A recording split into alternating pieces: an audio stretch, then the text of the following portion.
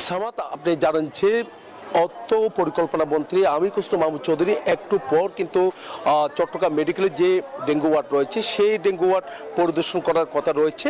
তো একই সাথে চট্টগ্রাম মেডিকেলে একের পর এক করে কিন্তু ডেঙ্গু আক্রান্ত রোগীর সংখ্যা যেমনটা বাড়ছে, তেমনিভাবে কিন্তু হামে আক্রান্ত রোগীর সংখ্যাও কিন্তু কম না। আমরা দেখতে পাচ্ছি হামে আক্রান্ত হচ্ছে শিশুরা, আর ডেঙ্গুতে আক্রান্ত হচ্ছে বিভিন্ন বয়সের মানুষ। তার কারণে বিভিন্ন ওয়ার্ডে তাদেরকে রাখা হয়েছে, তবে ডেঙ্গুর জন্য আলাদা ওয়ার্ড ঘোষণা করেছে চট্টগ্রাম মেডিকেল। তো সেখানে কিন্তু প্রতিদিন কয়েকজন করে করে ভর্তি হচ্ছে। তবে একই সাথে চট্টগ্রাম মেডিকেল সহ সরকারি যে মেডিকেলগুলো আছে, তো 24 ঘন্টায় 28 জন মতো ভর্তি হয়েছে বলে আমরা জানতে পেরেছি। তবে মেডিকেলের যে ওয়ার্ড আলাদা ওয়ার্ড করা হয়েছে, ডেঙ্গুর জন্য আলাদা করা হয়েছে, একই সাথে হামের জন্য আলাদা করে ওয়ার্ড করা হয়েছে, যেন চিকিৎসার ক্ষেত্রে কোনো জায়গায় সমস্যা না হয়। তবে এইভাবে যদি বাড়তেই থাকে তাহলে হিমশিম খেতে হবে চিকিৎসকদের। তো এখন থেকে সিভিল সার্জন যেমনটা জানিয়েছেন যে তাদের যে একটা প্রস্তুতি, সেই প্রস্তুতি কিন্তু তারা নিয়েছে বলে আমাদেরকে জানিয়েছেন। তবে মানুষের একটু সচেতনতা দরকার, একই সাথে মশক নিধন কার্যক্রম জোরদার করা দরকার বলে মনে করছে সিভিল সার্জন। সিটি কর্পোরেশন বলছে তারা মশক নিধন কার্যক্রম তারা চালিয়ে যাচ্ছে, তবে নাগরিককে কিছুটা সচেতন হওয়ার আহ্বান জানিয়েছেন মেয়র। এই ছিল আমার এখানকার সর্বশেষ। ফিরে যাচ্ছে আমার সহকর্মী অপেক্ষা করছেন সাভারে নাজমুলের কাছে।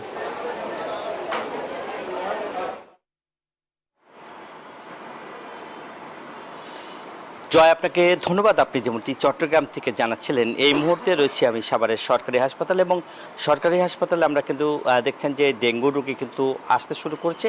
একই সঙ্গে বেসরকারি যেসব ক্লিনিক হাসপাতাল রয়েছে সেখানে কিন্তু ডেঙ্গু রোগী প্রচুর ডেঙ্গু রোগী আসতে শুরু করেছে এবং ভর্তি হতে শুরু করেছে। এবং আমরা দেখছি যেহেতু বর্ষাকাল, বর্ষার শুরুতেই আসলে ডেঙ্গু রোগী কিন্তু এই মৌসুমে যে উদ্বেগ হারে কিন্তু আসলে ডেঙ্গু রোগী বাড়ছে, এবং স্বাস্থ্য বিভাগ থেকেও কিন্তু বলা হচ্ছে যতক্ষণ পর্যন্ত ডেঙ্গু রোগী পুরোপুরি না সারবে ততক্ষণ পর্যন্ত বলছেন যে কোনো ছাড়পত্র দেওয়া হবে না। এবং আমরা যদি আপনার দেখাই যে এই ওয়ার্ডে কিন্তু আপনারা দেখছেন যে ডেঙ্গু রোগী রয়েছে, এবং ওয়ার্ডে কিন্তু আপনার হটস্পট, যেহেতু আপনার সাভার আশুলিয়ার এই অঞ্চলের যে রোগীগুলি রয়েছে তাদের কিন্তু হটস্পট বলা হচ্ছে।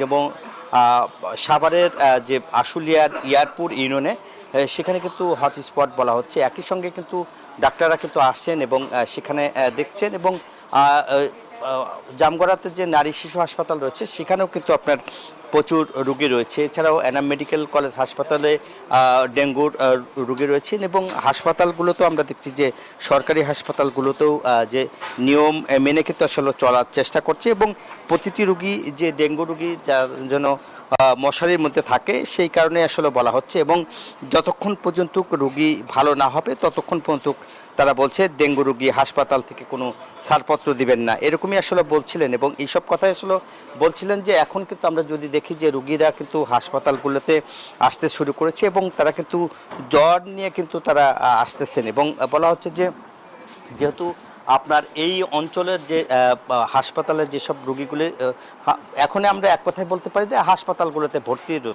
রয়েছে। এই ছিল আমার কাছে সর্বশেষ সামাদ। নাজমুল ও জয়, আপনাদের ধন্যবাদ।